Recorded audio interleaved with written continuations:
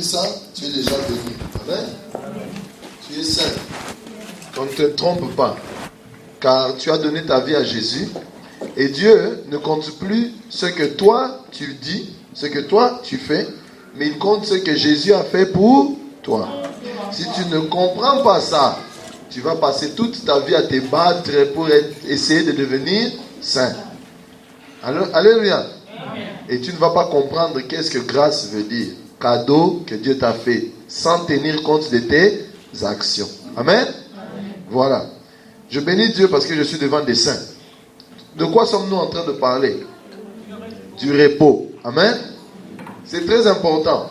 Parce que vous allez comprendre que ce repos dont on parle a deux sens. Je vous avais dit, l'un des sens du repos, c'est quoi? C'est le fait que nous allons nous reposer pour de bon dans le royaume de Dieu. En tant qu'enfants de Dieu, n'est-ce pas? Nous avons lu Apocalypse. Toi et moi, ici sur terre, nous allons passer 1000 ans, que la Bible appelle les noces de l'agneau.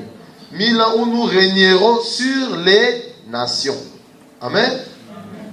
Pas 1000 ans, c'est baladé. 1000 ans où nous allons régner sur les nations. Toi et moi. Vous allez dire, c'est qui les nations? Les nations, c'est ceux qui ne sont pas comme toi. Amen. Mais qui seront en ces temps-là. Et pendant ces 1000 ans, c'est aussi une façon de se reposer. Amen. De notre travail. C'est aussi une façon de se reposer de cette vie qui est une vie que le monde veut nous donner, mais qui n'est pas la vie réelle que nous avons espérée en Jésus. Amen. C'est une façon. Mais la finalité de l'histoire, c'est après ces 1000 ans, toi et moi, nous serons où? Dans la nouvelle Jérusalem. Ok? Et dans cette nouvelle Jérusalem, n'oubliez pas, la Bible appelle Jésus le roi. Voilà. Mais Jésus lui-même dit, je ne suis pas, mon royaume n'est pas quoi? De ce. Si il est roi des rois, donc il n'est pas le roi des queens, ou les rois de l'Arabie Saoudite, non, non. Il est le roi des gens qui sont rois dans un royaume spirituel. Donc, ces gens-là qui sont des rois, c'est qui? Toi et moi. Amen. Voilà. Après, nous serons dans la nouvelle Jérusalem. Ça, c'est notre repos ultime. Alléluia. Mais je vais vous parler, parce que ça, on va parler de ça. C'est mentionné dans Hébreux, le chapitre 3 et le chapitre 4. On parle beaucoup du repos. Quand vous lisez vos Bibles dans le Nouveau Testament, le mot repos ne revient pas souvent. Si vous enlevez Hébreux chapitre 3 et 4, et je crois Matthieu 11 qu'on avait lu, on va le relire aussi, le mot repos ne revient pas souvent. Amen. Mais, lisons nos Bibles dans Matthieu chapitre 11, le verset 28. Ça, c'est le deuxième aspect du repos. Matthieu, le chapitre 11, le verset 28.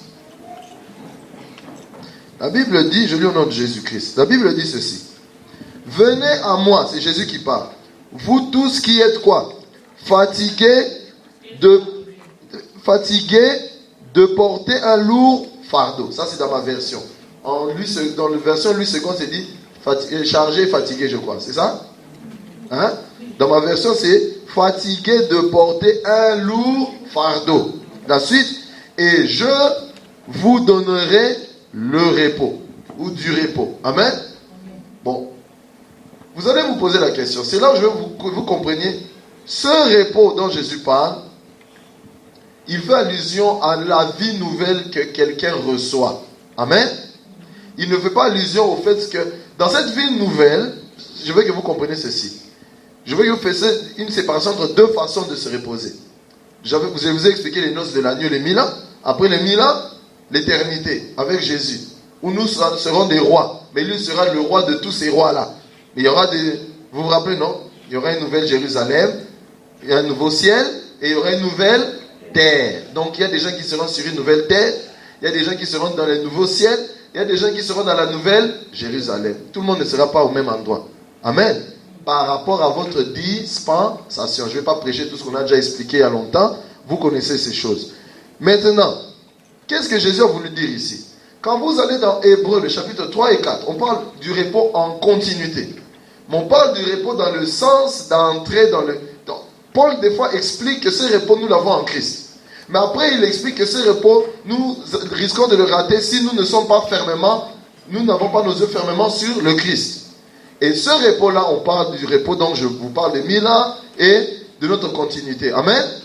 Mais de quel repos je vais vous parler? Je vais vous parler du repos dont Jésus parle ici. Quand Jésus dit ça, il dit, venez vous qui êtes quoi? Chargés et fatigués. Et moi, je vais vous donner quoi? Du repos. Parle-t-il de quel genre de fatigue et de quel genre de repos il parle? C'est vrai qu'à la fin, le but ultime du salut, c'est que moi et toi, nous allons où? Au ciel. Ça, c'est le but ultime du salut. Amen. Moi et toi, nous allons au ciel, que nous puissions vivre avec Dieu, parce que Dieu veut que nous vivons avec lui chaque jour. Mais, le repos dont Jésus parle ici, quand vous comprenez la connotation, il vous parle de donner sa paix. Vous comprenez maintenant? Pourquoi? Il vous parle de donner sa paix. Ça veut dire quoi? Comment sommes-nous en paix avec Dieu? N'oubliez pas, Jésus, avant de parler de ça, je dis ça la semaine passée, il parlait à 2 villes. Bethsaïda et quelle ville? Chorazin, c'est ça? Bethsaïda ou Chorazin. Il parlait de 2 localités. Il a commencé à dire que ces localités-là sont des têtus. Les villes de Bethsaïda et de Chorazin n'écoutent pas tout ça. Mais si vous checkez selon l'histoire, ces 2 villes-là, il y avait beaucoup de gens qui soi-disant priaient. Comment? Dans les endroits où les gens prient, Jésus dit que ces gens-là ne veulent pas croire. Vous ne voyez pas qu'il y a une confusion. Ce n'est pas qu'ils ne voulaient pas, qu'ils ne priaient pas beaucoup. C'est que leur façon de croire était mauvaise. Alléluia. C'est pour ça qu'aujourd'hui, je vois des chrétiens aller dans des églises, c'est bien. Tu peux aller à l'église et finir en enfer. Vous allez me dire, mais qu'est-ce que tu dis là? Oui, tu peux aller tous les dimanches à l'église et tu finis en enfer. Vous savez pourquoi? Si tu ne comprends pas déjà pourquoi tu vas à l'église, pourquoi tu pries comme ça, pourquoi tu ne pries pas à genoux, pourquoi tu ne pries pas debout, si tu ne comprends pas ces choses, tu fais des choses sans savoir ce que tu fais.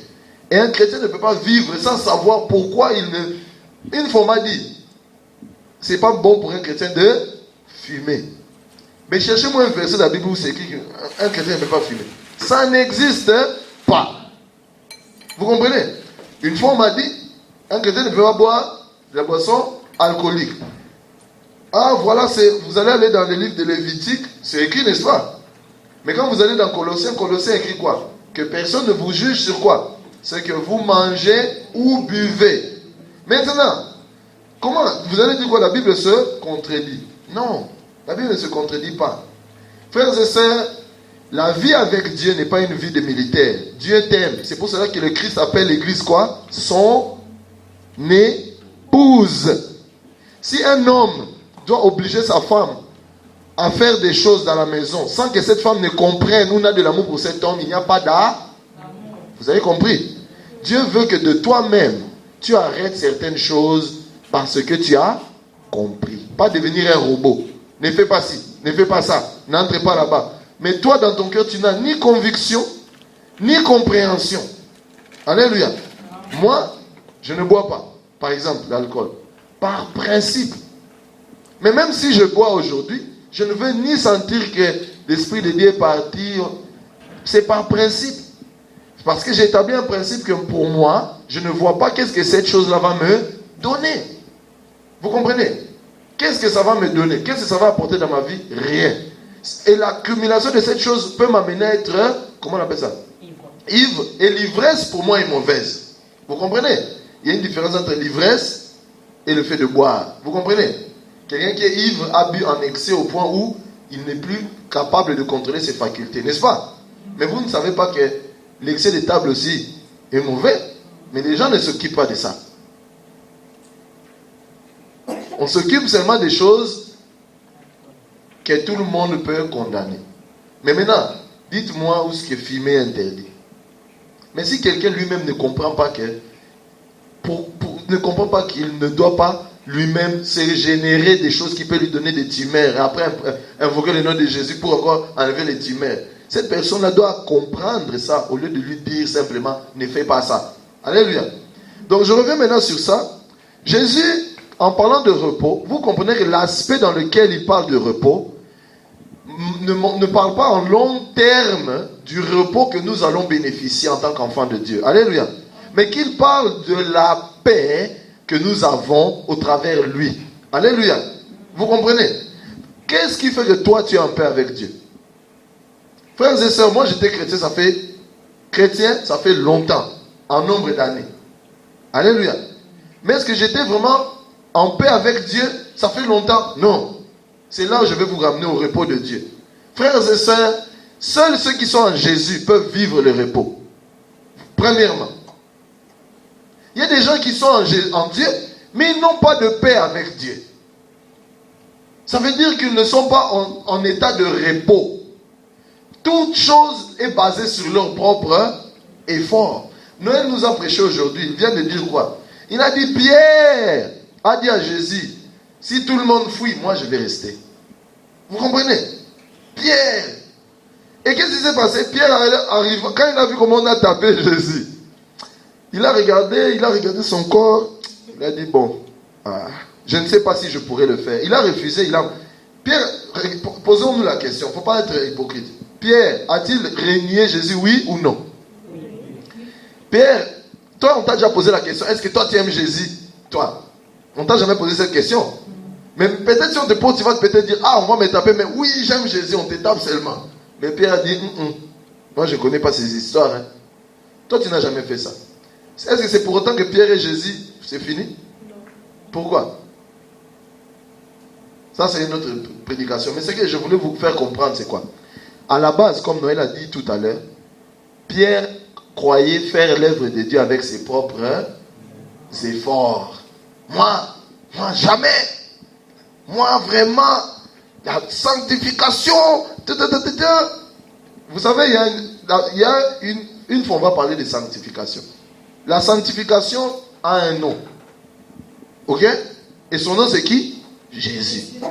Frères et sœurs, tu peux faire 1000 bonnes actions. Dieu ne compte pas sur le cahier de présence tes actions. Dieu compte ta foi en celui qui est mort et qui n'a jamais péché. Parce que pour Dieu, toutes les actions du monde ne comptent pas. Il faut être sans péché. C'est ça qui compte. Mais tu n'es pas sans péché. C'est Jésus qui est sans péché. Donc toi, tu vas, comme on dit à Lingala, diembika sur la sanctification de Jésus. Alléluia. Et c'est là où je veux vous ramener maintenant. Quand vous comprenez ce principe, la grâce aura un sens dans votre vie. Quand vous comprenez que vous vous reposez sur ce que Christ a fait, donc c'est ça. Votre paix maintenant avec Dieu n'est plus dépendant de vos actions, mais dépendant de ce que Christ a fait pour vous. C'est comme ça que vous êtes en état de repos. Moi, j'étais chrétien, mais j'étais l'homme le plus stressé au monde. Bon, peut-être pas l'homme le plus stressé, mais j'étais très stressé. Je vais travailler, je dois jeûner et prier, peut-être qu'on va me chasser. Je vais étudier, je dois jeûner et prier, peut-être que je vais rater l'examen. Mais donc, toutes choses étaient stress sur stress. Mais ces choses-là, même les cours pour lire, c'était seulement, non, les démons essayent de m'empêcher de lire. Il faut que je me bats. Vous voyez les combats. Tout c'était combat. Mettre les chaussettes combat. Je combat. Mais, frères et sœurs, posons-nous la question. Noël a expliqué ici. Il n'y a qu'un seul combat que toi et moi nous pouvons faire. Paul a parlé de ça. C'est quel combat? De notre foi. Ça veut dire la façon dont nous croyons. Il n'y a pas de combat de tirer les démons qui bougent, combat d'envoyer des bombes. Non. Alléluia. Quand on a prêché sur le combat spirituel, vous avez tous compris que les gens se prennent la tête pour rien. Les résultats minimum, mais les actions maximum. Alléluia. Vous savez pourquoi? Parce que nous comptons sur nos propres efforts. Nous ne comptons pas sur ce que Christ a fait pour nous, pour que cela prenne forme. Alléluia. Nous ne dépendons pas à 100% sur Jésus et sur ce que son œuvre sur la croix a fait pour nous. Nous voulons nous-mêmes faire. Et c'est ce que Pierre avait fait. Non, moi, jamais. Quand il a vu que ça a chauffé, on a tapé Jésus, réglementaire. Il a dit, mais si lui on l'a tapé comme ça, alors moi. Non. C'est business ici, j'arrête. Alléluia. Amen. Vous comprenez?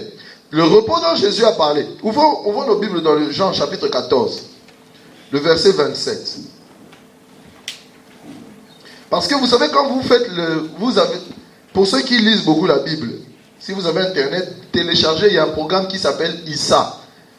Donc ISA. Vous tapez ISA Bible.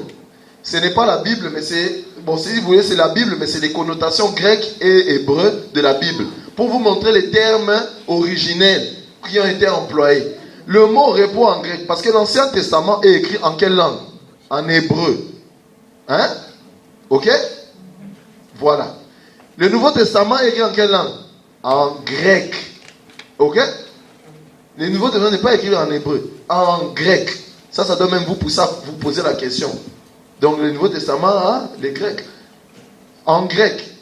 Et maintenant, les termes là, tous les termes, quand j'ai cherché les termes repos dans tout le Nouveau Testament, ça a différentes connotations. Et il n'y a pas un mot qui représente repos en grec. C'est ce que j'ai trouvé. Il y a comme des enclaves de plusieurs mots qui veut dire s'arrêter, de faire, stopper, selon le sens. Mais il n'y avait pas... Le seul endroit où on a parlé du repos dans le sens demeurer, se reposer ou d'arrêter de faire le travail, c'est seulement revenu dans le livre d'Hébreux, le chapitre 3 et 4. C'est tout. Les autres endroits savaient la définition de paix, calme, ça dépendait. Alléluia. Mais pour ceux qui aiment bien lire la Bible, allez télécharger, c'est gratuit ce programme-là, ça s'appelle ISA. Ça va vous donner les connotations de toutes les histoires. Et partout ce mot-là se trouve en grec. Partout ce mot-là se trouve en hébreu. Ça va vous aider sérieusement. Surtout si vous êtes coincé, vous n'arrivez pas à comprendre quelque chose. Amen.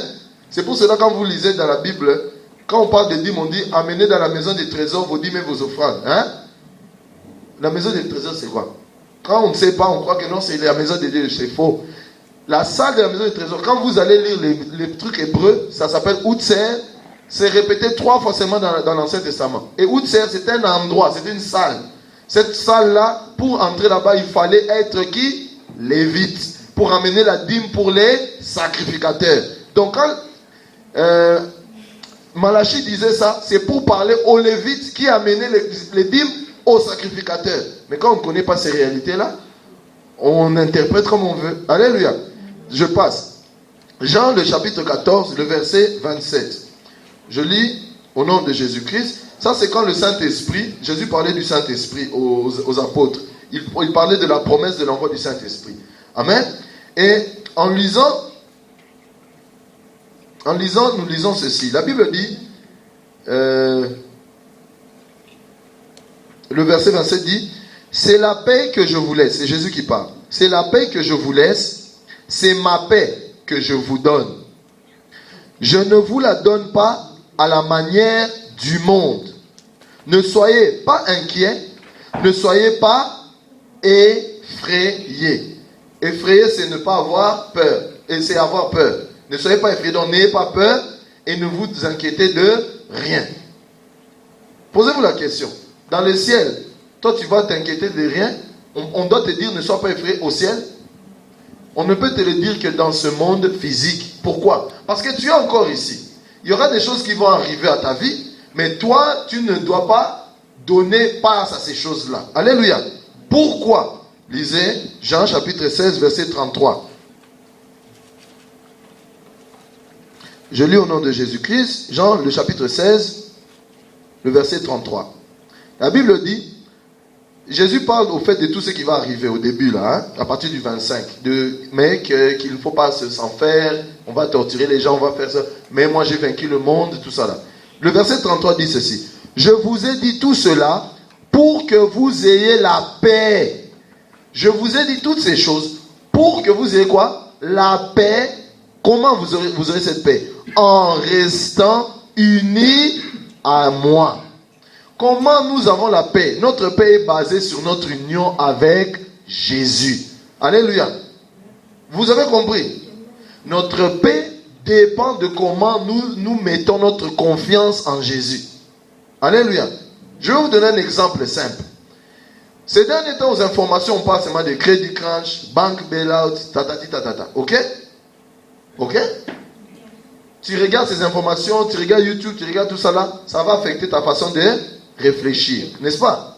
Ce qui veut dire quoi? Quand tu vas aller même faire l'interview au travail, une nouveau va te dire, si tu ne trouves pas le travail, tu sais qu'aujourd'hui, maintenant il y a la crise, hein, tu n'as plus la paix. Tu sais pourquoi? Parce qu'au lieu de mettre l'espérance du fait que tu auras du travail sur le fait que tu es déjà béni en Jésus, tu le mets par rapport aux circonstances qui se passent maintenant dans le monde. Alléluia. Donc tu commences à t'inquiéter, tu commences à prendre des dispositions par rapport aux informations de ce monde. par rapport à ce que les gens te disent, plus par rapport à ce que tu es en Jésus. Donc automatiquement, qu'est-ce que tu t'es fait automatiquement? Tu t'es sorti du groupe de ceux qui sont bénis pour te mettre dans le groupe de ceux qui sont susceptibles d'être discriminés par rapport à ce monde. Alléluia. Et les chrétiens font ça tout le temps. Amen. Les chrétiens font ça quoi? Tout le temps. Tout le temps, ce qui se passe autour d'eux a plus d'importance que ce que Jésus a fait pour eux sur la croix. Mais quand ils ont des problèmes, Jésus, il n'y a que toi. Ça, c'est des mensonges. C'est facile à dire Jésus, il n'y a que toi, mais c'est difficile à vivre. Alléluia. Vivre quelqu'un, c'est savoir que ce que cette personne dit, c'est ce qui est comme ça pour ta vie. Alléluia. Et c'est comme ça que toi et moi, nous bénéficions d'une paix. Frères et sœurs, le monde ici est chaud, ça chauffe. Les problèmes arrivent, tout ça là. Mais nous ne pouvons pas vivre à l'aise si nous n'avons pas notre espérance sur le Christ. Alléluia. Si nous ne mettons pas qu'en c'est moi je suis enfant de Dieu, comme maman Annie dit toujours. Nous on est enfant de Dieu. Si tu n'as pas cette réalisation dans ta tête, quoi qu'il arrive, moi je suis enfant de Dieu, ce n'est pas mon problème. Tu ne pourras pas bien vivre. Tu ne verras pas la main de Dieu se manifester dans ta vie. Pas parce que Dieu n'a pas agi, mais parce que toi-même, tu mets ton espérance dans ce que tu vois. Alléluia. Vous comprenez maintenant? Le fait que tu te reposes veut simplement dire que tu vas vivre en paix. Ou, d'abord dans ce monde. Pourquoi? Parce que Christ a tout fait pour toi. Alléluia. Amen. Maintenant, l'application de ce repos peut se manifester dans beaucoup de domaines. Vous savez, il y a une chose qui m'a troublé. Quand vous lisez Paul, quand il commence ses lettres, vous allez voir qu'il dit que... Ouvrez vos Bibles dans Galates chapitre 5. Non, Romains plutôt, chapitre 5, le verset 1. Romains chapitre 5, le premier verset.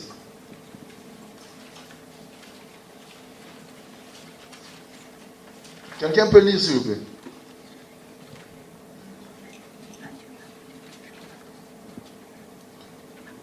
Je lis au nom de Jésus. Quelqu'un voulait lire? Ainsi, nous avons été rendus justes devant Dieu à cause de notre foi. Et nous sommes maintenant en paix avec lui par notre Seigneur Jésus-Christ. Stop. Ainsi, nous avons été rendus quoi? Justes à cause de quelle chose? Notre foi. Ainsi, donc, maintenant que nous avons eu la foi en Jésus, que nous sommes rendus justes, qu'est-ce qui se passe? Ainsi quoi? Nous avons la paix. Avec qui? Avec Dieu. Par quoi? Par Jésus. Pourquoi c'est important de parler de paix? Parce que frères et sœurs, vous savez quand vous priez même pour un malade, et que votre cœur, Satan vous rappelle, mais tu sais pas, tu avais insulté quelqu'un hier, tu ne pourras pas bien prier pour ces malades. Parce que tu es convaincu que tu n'as pas le droit, tu n'es pas en paix avec qui? Avec Dieu. Et c'est pour cela que dans l'église du Christ, les gens ne voient plus les miracles parce qu'au lieu de se focaliser sur Jésus, les gens se focalisent sur les péchés, les défauts, les sorciers, les démons, toutes ces choses-là. Jamais dans vos Bibles ici, Jésus a prêché sur les démons. Jamais dans vos Bibles, Jésus a commencé à faire un sermon sur les démons. Jamais. Jésus a chassé des démons. Jamais dans vos Bibles ici, Jésus a commencé à prêcher aux prédications sur la sorcellerie je ne sais pas moi, d'Israël. Il y avait des sorciers en Israël. Alléluia. Vous vous rappelez, non? Les apôtres même ont trouvé le Simon les magiciens. C'était un magicien, il était où? C'est un juif ou je ne sais pas quoi. Il y avait des choses comme ça. Mais jamais ils n'ont fait des prédications sur ça. Aujourd'hui, le chrétien oublie ce qu'il est devenu lui, mais il connaît tout ce que Satan est. Oh, il faut connaître les noms du démon. Tu vas le connaître comment? C'est pour ça que quand les gens chassent les démons, c'est quoi ton nom? C'est quoi ton nom? Comme il y a un prédicateur qui prêche toujours. C'est quoi ton nom? Il a dit son ami chassait les démons. Il dit c'est quoi ton nom? Maintenant le démon a dit menteur. Après il dit est-ce que tu dis la vérité? Mais lui-même il dit c'est menteur. Toi tu lui dis maintenant est-ce que tu dis la vérité? Pourquoi? Pour poser des questions aux démons. Alléluia. Pourquoi? Parce que les chrétiens ont oublié la base de leur puissance et de leur force qui s'appelle Jésus. Ils s'intéressent aux démons, aux sorciers. Et une chose, on va vous dire, pour être saint. Au quoi? au péché et à la sanctification. Quand je dis sanctification au péché, ce n'est pas la vraie sanctification. Ça veut dire par rapport aux actions. Alléluia. Je voulais vous dire une chose. Nous tous ici, on a été à l'école, n'est-ce pas? À l'école, qui a déjà été premier en s'asseyant avec les derniers toujours?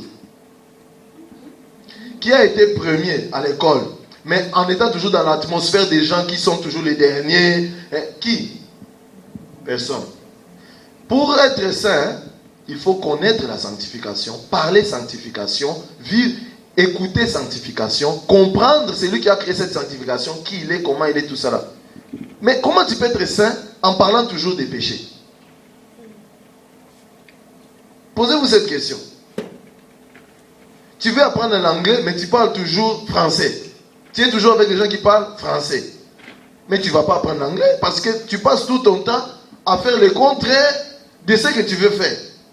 Et comment vous croyez que quelqu'un va devenir saint quand on lui répète seulement péché, péché, péché, péché, péché? Quelqu'un va avoir la paix avec Dieu quand on lui dit déjà que Dieu et lui n'ont pas ils ne peuvent même pas parler. Dieu et lui, ils ont des grands problèmes. Quelqu'un comme ça aura l'assurance du salut? Jamais.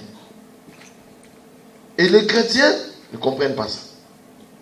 Quand je dis les chrétiens, c'est en large. Hein? Les chrétiens en large ne comprennent pas ça. Si tu veux connaître le Christ, attelle-toi à connaître le Christ. Mais revenons sur le repos. Le repos maintenant dont je vais vous expliquer, c'est que en toute chose que nous faisons, la paix que nous aurons dépend de comment nous établissons Christ en nous. Alléluia. Il y a des gens, quand c'est le problème des parents de prier pour les enfants, il est à l'aise. Il dit non, surtout Noël. Il sait non, la maladie elle est déjà partie. Tellement on a parlé, Noël sait que la maladie est partie. Dès que je pose ma main, c'est bon. Tu n'as même pas besoin de lui dire. Mais peut-être dans les domaines, je ne sais pas moi, de peigner les cheveux, il a peut-être, je donne un exemple. Il a peut-être, peut-être, je ne sais pas, tu vois, ça dépend de... Vous comprenez un peu? Il y a des chrétiens qui, dans un certain domaine, il a cette paix que c'est Jésus qui a déjà fait ça. Et souvent, ce sont des gens qui ont eu un témoignage. Ça veut dire que quelque chose s'est passé dans sa vie qu'il ne pouvait pas comprendre. Peut-être que son enfant voulait mourir. Peut-être qu'il y a eu un problème très dur. Mais il a arrêté ça seulement dans la maladie.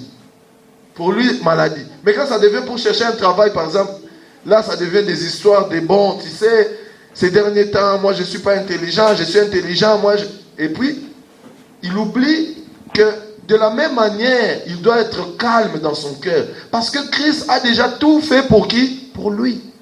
Alléluia. Amen. Christ a tout fait pour lui. L'attitude que tu dois avoir doit amener le repos et la paix. C'est pour ça que je vous ai toujours dit, quand vous voulez prier pour quelqu'un qui est malade, si cette personne est proche de toi et que tu commences à sentir comme la pitié, tu veux pleurer, ne prie pas. Parce que toi-même déjà, tu n'es pas en paix. Quelqu'un qui est en paix est assuré qu'il a déjà ce qu'il va dire là. Il est sûr. Alléluia. Nous tous, nous sommes ici. Nous sommes sûrs qu'on va manger aujourd'hui. Je mens? Vous savez pourquoi? Parce que vous n'y pensez même plus. C'est normal. Mais il y a dans certains pays, il y a des gens, ils prient, Seigneur, je vais manger où aujourd'hui? Mais vous allez peut-être dire, mais vraiment, oui, ça existe. Pour lui, sa foi s'arrête à, je vais manger quoi? Toi, tu es arrivé à un point où tu ne peux même pas avoir la foi pour essayer de manger. Alléluia. Mais vous savez c'est quoi? C'est une paix parce que tu es dans un repos. C'est pourquoi? Peut-être tu te dis que je force ou que je ne force pas, je vais manger si je veux. Alléluia. Et beaucoup de chrétiens n'arrivent pas à établir Jésus comme ça dans leur vie. Les choses autour d'eux ont tellement plus d'importance ça devient difficile qu'ils voient eux-mêmes la manifestation de la puissance qui habite en eux. Alléluia. Vous savez pourquoi? Parce que nous nous laissons nous-mêmes contrôler et diriger par les principes de ce monde. Et quand maintenant les choses chauffent, c'est là où on commence à crier Jésus, Jésus. Non.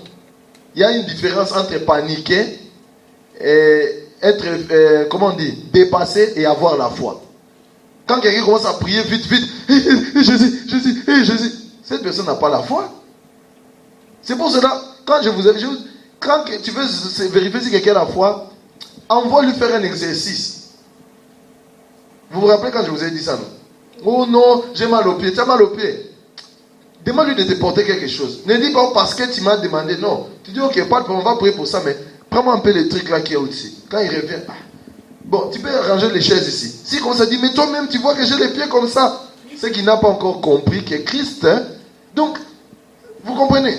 Il n'a même pas encore compris, mais il veut être guéri sans vouloir comprendre ce que Christ a déjà fait pour lui. Alléluia. Revenons sur le repos. Quand nous avons la paix du Christ en nous, cette paix ne dépend pas de nous-mêmes. Parce qu'il y a des gens qui essaient de forcer. Oh non, il faut que je me calme. Yoga. Oh non, non, non, non. Ça ne vient pas comme ça. Quand tu commences à voir que Christ a fait des choses pour toi déjà, et que tu commences à comprendre, et c'est par révélation surtout, je vous dis la vérité, on peut vous prêcher ça 1000 jours, mais il faut que tu sois révélé que Jésus-Christ a tout fait pour toi. Si tu n'as pas eu cette révélation, il y a des moments de ta vie, tu vas dire, ah, même si Jésus, mais ça vraiment, ça c'est difficile. Alléluia. Oui, il y aura un moment où tu vas dire, ah, je sais que Jésus a tout fait, mais ça, c'est autre chose. Donc tu vas exclure ça. Amen. Excusez-moi. Amen. Donc vous allez remarquer, je reviens sur ce que je disais, Paul disait quoi? Romains chapitre 5, verset 1. Il dit quoi? Que Dieu est ainsi, nous avons bénéficié de quoi? De la paix avec Dieu. Nous, mais au travers, c'est au travers qui? Jésus. Nous, toi et moi, nous avons la paix avec Dieu. Maintenant, le problème c'est quoi? Beaucoup de chrétiens ne connaissent ni la puissance de Dieu, ni la grandeur de Dieu, ni l'autorité qu'eux ils ont, ni les choses qu'ils peuvent faire, ni ce que Dieu peut faire dans leur vie. C'est pour cela que les gens, au lieu de parler sur certaines choses, ils ne font que demander à Dieu. Les gens, au lieu de appliquer leur foi, ça veut dire leur assurance que non, moi je suis enfant de Dieu. Si je vais chercher un travail, Dieu m'a déjà béni. Il se dit qu'il faut qu'il fasse une certaine action pour maintenant que Dieu lui bénisse. Donc, Dieu va faire cette action quand? Alors que Dieu avait déjà laissé qu'on tue son enfant pour toi. Alléluia. Certaines actions que nous faisons vont à l'encontre de la façon dont Dieu a déjà établi les choses.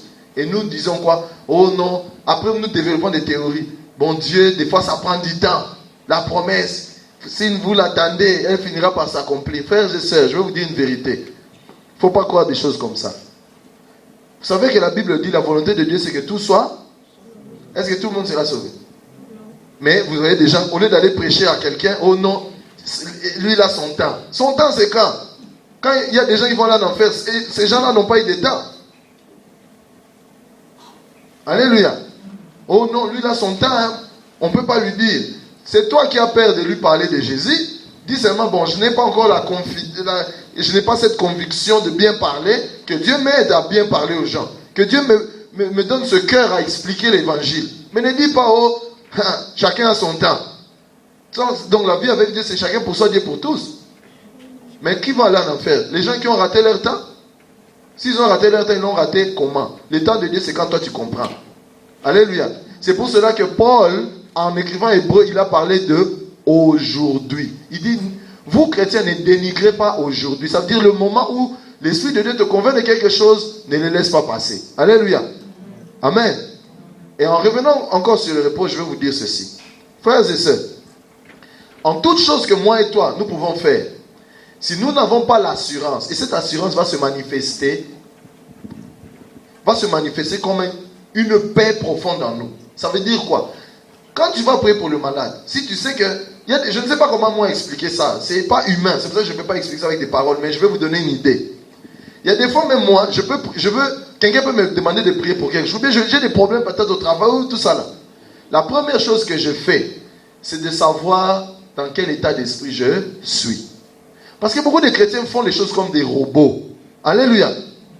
Quand un problème est sérieux, toi tu dis non, la Bible dit qu'il faut seulement prier. Oui, mais prier c'est parler. Tu parles par rapport à une conviction. S'il n'y a pas de conviction dans ce que tu fais, laisse-le. Vous comprenez? C'est là où la Bible dit si ce que tu fais ne le fais pas avec la foi, c'est un péché. Vous comprenez maintenant? Tu dois avoir une conviction. Et cette conviction, toi qui es déjà chrétien, enfant de Dieu, c'est pour ça que je vous ai dit, des fois tu vois que des choses se chauffent. Arrête-toi. Commence seulement à louer Dieu. Et tu vas remarquer, même en louant Dieu, même en passant du temps, en glorifiant Dieu, tout ça là, tu vas réaliser qu'une paix et l'assurance de Dieu tu vas comme si te rappeler que non. Tu ne vas pas te rappeler ça comme pensée, mais tu vas te mettre dans une situation d'assurance sans le réaliser. Alléluia. Et beaucoup d'entre vous le font. C'est pour ça que je dis, dès que tu as un problème, tu ne sais pas quoi faire, commence seulement à chanter, glorifier Dieu. Parce que quand on dit la louange, louer, c'est prier 2 fois. C'est que les gens ne comprennent pas qu'en louant Dieu, tu es en train de dire à Dieu les choses qu'il a fait pour toi et les grandeurs qu'il est. Et automatiquement, sans t'en rendre compte, ton esprit et ton âme est en train d'approuver les choses que tu parles, que tu dis. Et en faisant cela, ils prennent leur force dans ce que Dieu a déjà mis en toi. Alléluia. Amen. Mais beaucoup de chrétiens, il a peur dans son cœur. Il est confus dans sa tête. Mais il dit, bon, j'essaye seulement. Tu ne peux pas essayer seulement. Tu dois avoir la paix. Alléluia. Amen. Même dans les petites choses. Amen. Tu as écrit ton CV. Mais tu es là, tu n'as pas de conviction que... Tu dis, Seigneur, je te bénis. Arrête peut-être de faire ça. Focus sur Dieu. Parle d'autre chose. Pense à autre chose. C'est pour cela que, il y a une fois, je vais vous dire une chose qui s'est passée dans ma vie. J'étais là en train de chercher du travail. J'étais là, tous les sites internet. J'entre ici, j'entre là-bas, gauche, droite. Mais ça prenait, ça m'a dit, et dès qu'on veut m'appeler, j'étais là à côté du téléphone. Est-ce que c'est l'agence? Mais ça ne venait pas.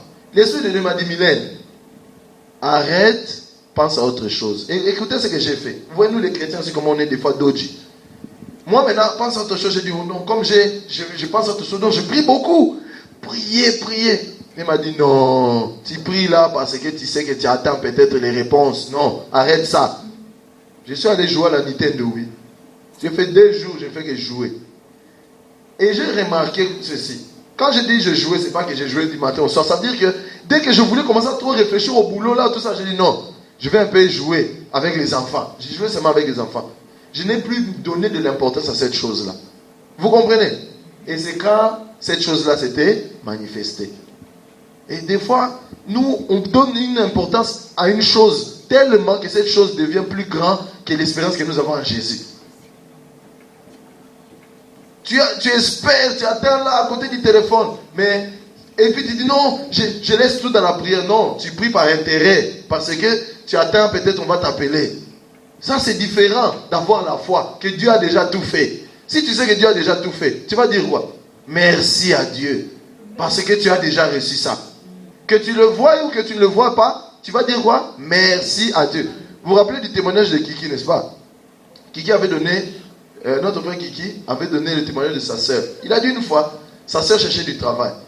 Et lui, il était en train de le prêcher. Il dit qu'il ne faut plus forcer. Mais sa sœur priait beaucoup à l'époque dans les trucs de tout ce qui est combat spirituel, toutes ces choses. Et Kiki a dit à sa sœur, non, tu n'as pas besoin de combattre et tout ça. Toi, tu as seulement de dire merci à Jésus parce que tu as déjà eu le boulot. Et elle n'arrivait pas à comprendre. Mais après, elle a pu comprendre. Elle a dit merci à Dieu. Ils ont prié ensemble. Et après, c'est comme si elle devait avoir le boulot. On ne lui a pas appelé, elle n'a pas eu le boulot. Elle a appelé Kiki, elle a dit, mais toi, tu m'avais expliqué ces histoires, mais je n'ai pas eu ce boulot. Et lui, il a dit, que tu l'aies ou que tu ne l'aies pas, toi, dis toujours merci. Donc Dieu a déjà fait, même si tu n'as, peut-être qu'il y a grandes choses qui arrivent devant toi. Si les gens ne veulent pas que tu prennes 1000, il ne faut pas te fâcher, mais ces gens-là, ils m'ont fait rater. Non, tu dis merci Seigneur, parce que peut-être qu'il fallait que j'aie 10 000. C'est tout. Au lieu d'être là, à commencer à inciter les gens, penser du mal aux gens, c'est racisme, c'est ceci. Glorifie Dieu parce que tu as mieux que ce qui a été proposé. Et c'est ce qu'elle a fait. Et 2 jours après l'appel, Kiki, vraiment ce que tu dis c'était vrai. Ils m'ont rappelé eux-mêmes. Pourquoi? Parce que elle n'a pas donné la place à cette chose-là plus grande que Dieu dans son cœur. Alléluia. C'est pour cela que un chrétien, quand tu demandes combien de fois? Et tu dis merci tout le temps. Si tu demandes tout le temps, c'est que la première fois que tu avais demandé, tu n'as pas la foi que tu l'avais reçu. La deuxième fois quand tu demandes, donc hier tu n'avais pas reçu. Et tu vas toujours demander, continue à demander. Demande une fois, continue à dire merci, que tu vois ou que tu ne vois pas, que tu touches ou que tu ne touches pas. Merci Jésus, parce que ce que j'ai, c'est grand. Que j'ai pas, c'est pas mon problème. Mon problème, c'est que toi, tu es plus grand que ce que je peux même penser avoir. Ça s'arrête là. Alléluia. Amen. Que la gloire revienne à Jésus. Amen. Amen. par rapport à ce que j'ai expliqué. Le dimanche prochain, je vais vous parler maintenant du repos par rapport à notre espérance future. Ça veut dire à notre vie avec Jésus-Christ. Amen. Alléluia. Parce que je voulais qu'on comprenne que ce repos, même si on parle du repos en général, il est scindé souvent en deux. Mais il faut le disséquer comme ça. Amen. Donc c'est ça. J'espère que ça vous a béni. Si quelqu'un a une question par rapport à ce que j'ai dit, peut-être moi j'ai dit A, dans ta Bible là on écrit B. Pose ta question maintenant, on va y répondre. Amen. Peut-être qu'il y a quelque chose que tu n'as pas bien compris aussi. Pose ta question. Ce n'est pas bien de laisser passer les choses et de ne pas bien les réaliser et puis se dire, ah mais là il avait dit ça. C'est bien de poser des questions. Maman Jeanne. C'est pas vraiment Une question, oui. Mais deux fois, il y a des serviteurs qui utilisent le passage où Jésus-Christ avait prié pour l'aveugle. Ok. Oui. Ok. Ils disent qu'il a prié deux fois. Ok.